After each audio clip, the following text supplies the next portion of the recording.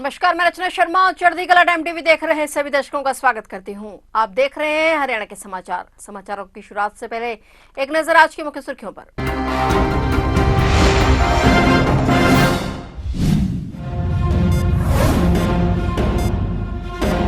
कल सीएम नैब सिंह सैनी पेश करेंगे हरियाणा का बजट। महिलाओं को बिग गिफ्ट बनेगा थीम और बजट में होंगे कई बड़े ऐलान।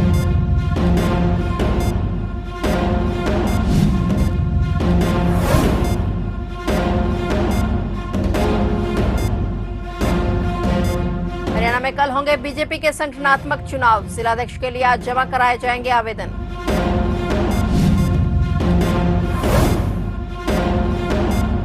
हरियाणा में 3 नए कानूनों की तैयारी पूरी। 31 मार्च को लागू करने का इंतजार। नियमों में 100% कार्रवाई जारी।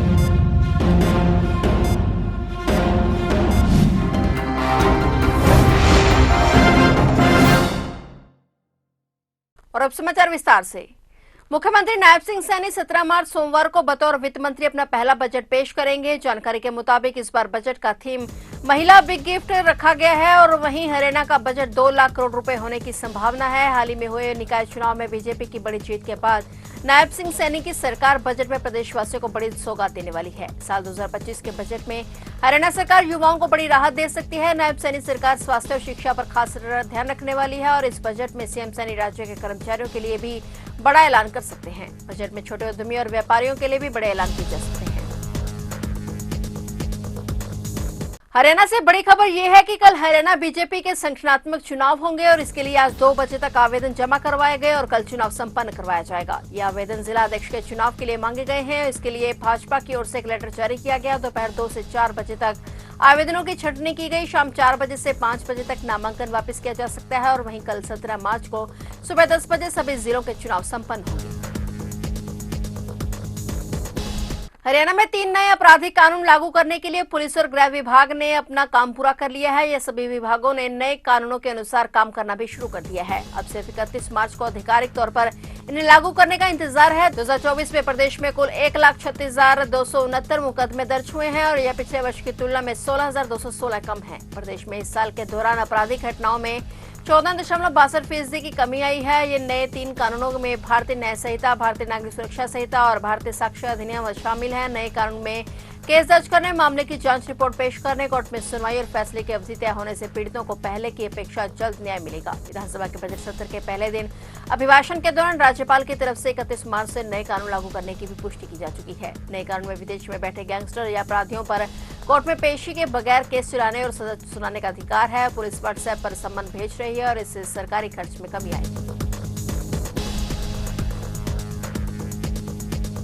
मुख्यमंत्री नैब सिंह सैनी ने आगामी मानसून के मौसम में राज्य में जलभराव रोकने के लिए सभी उपायुक्तों को निर्देश दिया कि वे अपने क्षेत्रों में नालों की सफाई और शहरों की डिजिटलिंग करवाना शुरू कर दें और इसके लिए उपायुक्त बाढ़ नियंत्रण के लिए चल रही परियोजनाओं की निरंतर समीक्षा करें और समयबद्ध तरीके से उन परियोजनाओं को पूरा करना सुनिश्चित करें। यदि किसी परियोजना में कोई कमी पाई जाती है या परियोजना में किसी प्रकार की देरी होती है तो उपायुक्त संबंधित अधिकारियों की जिम्मेवारी तय करते हुए उसके खिलाफ कार्रवाई करें। ये निर्देश मुख्यमंत्री नैब सिंह सैनी ने चंडीगढ़ में हरियाणा राज्य सूखा राहत एवं बाढ़ नियंत्रण बोर्ड की 56वीं बैठक की अध्यक्षता करते हुए दिए। मुख्यमंत्री ने उपायुक्तों को सख्त निर्देश देते हुए कहा कि यमुना नदी में सीवेज का पानी या प्रदूषित नाला नहीं गिरना चाहिए क्योंकि यमुना को साफ करना हम सबकी सामूहिक जिम्मेदारी है। उन्होंने कहा कि हम सीवेज के पानी के बहाव के लिए वैकल्पिक व्यवस्था करने की जरूरत है।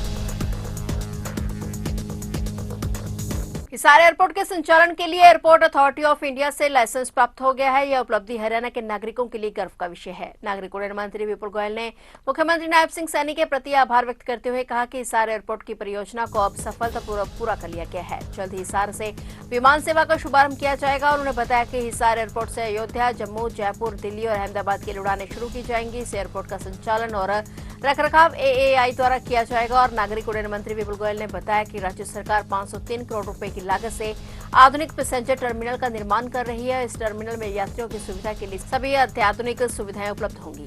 सबसे पहले तो मैं मुख्यमंत्री नायब सैनी जी को मुबारकबाद देना चाहूँगा जो अनेकों सालों से ये जो पेंडेंसी थी सब पूरी होने का काम हुआ और महाराजा अग्रसेन हिसार एयरपोर्ट को लाइसेंस मिल गया है और आने वाले दिनों में माननीय मुख्यमंत्री जी, प्रधानमंत्री जी जो समय लेंगे और यहाँ से उड़ानें, नियमित उड़ानें, चाहे अयोध्या के लिए हों, चाहे लखनऊ के लिए हों, चाहे मुंबई के लिए और अनेकों जगह पर उड़ानें यहाँ से शुरू हो जाएंगी। इसी के साथ साथ एक एविएशन हब बनने का काम, एक इंडस्ट्रियल कॉरिडोर बनने का काम यहाँ पर शुरू हो जाएगा और आने वाले दिनों में हिसार एक बहुत बड़ा इंडस्ट्रियल हब कहलाएगा।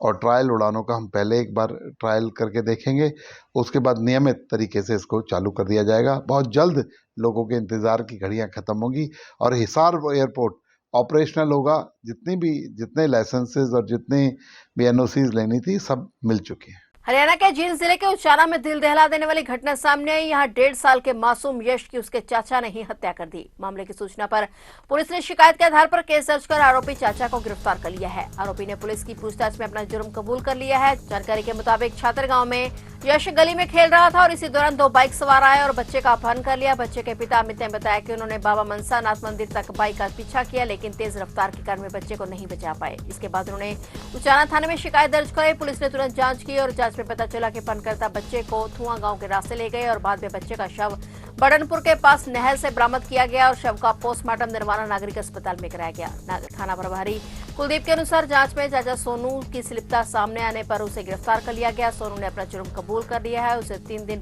की न्यायिक हिरासत में भेज दिया गया है। पुलिस को पूछताछ में पता चला कि प्रेम संबंधों में बाधा बनने पर होली के दिन चाचा ने ही अपने 1.5 वर्षीय भतीजे को नहर में जिंदा फेंककर हत्या कर दी। हत्या के आरोप में पुलिस ने बच्चे की मां और उसके चाचा को गिरफ्तार कर लिया है, जहां पर महिला को जेल भेज दिया गया है, जबकि आरोपी चाचा को 3 दिन के रिमांड पर लिया है। दक्षिणी हरियाणा में भारतीय किसान यूनियन चड़ूनी ग्रुप को मजबूती देने के लिए गुरनाम सिंह चड़ूनी ने रेवाड़ी में बैठक बुलाई है। बैठक 20 मार्च को रेवाड़ी की अनाज मंडी स्थित किसान भवन में होगी। बैठक में दक्षिणी हरियाणा के पदाधिकारियों के नामों पर चर्चा की जाएगी। इसके अलावा अन्य संगठनों से भी तालमेल बेहतर करने पर भी मंथन किया जाएगा। मीडिया रिपोर्ट्स के मुताबिक गुरनाम सिंह चड़ूनी का मानना है कि हरियाणा के किसानों का किसान संगठनों से तालमेल बेहतर होना चाहिए। विशेषकर दक्षिण हरियाणा के किसानों को किसान संगठनों से जोड़ने के लिए अथक प्रयासों की जरूरत है। यहाँ के किसानों में किसी भी किसान संगठन की खास बैठ नहीं है और इसके चलते रेवाड़ी में 20 मार्च को बैठक बुलाई गई है, जिसमें संगठन को मजबूत करने और किसानों को संगठन से जोड़ने की योजना पर चर्चा की जाएगी। हरियाणा में चिराग योजना के तहत आर्थिक रूप से कमजोर बच्चों को निजी स्कूलों में पढ़ाई करने का बेहतरीन अवसर मिल रहा है। इस योजना के माध्यम से सरकारी सहायता से इन बच्चों को निजी स्कूलों में दाखिला मिलेगा और उनकी पढ़ाई के खर्च को सरकार वहन करेगी। इच्छुक अभिभावक 15 मार्च से 31 मार्च तक ऑनलाइन और ऑफलाइन आवेदन कर सकते हैं। 1 अप्रैल से 15 अप्रैल तक बच्चों को मान्यता प्राप्त निजी स्कूलों में दाखिला दिया जाएगा। सरकार बच्चों की फीस और अन्य खर्चों का पूरा भुगतान करेगी। 1,80,000 रुपए या उससे कम वार्षिक आय वाले परिवारों के बच्चों को प्राथमिकता दी जाएगी। आवेदन के बाद एक ड्रॉ निकाला जाएगा और 1 अप्रैल से दाखिले शुरू होंगे। फिलहाल हरियाणा के समाचारों में इतना ही और नए समाचारों के साथ फिर से हाजिर होंगे। तब तक के लिए देखते रहिए चढ़ती कला टाइम टीवी और मुझे दीजिए इजाजत। धन्यवाद।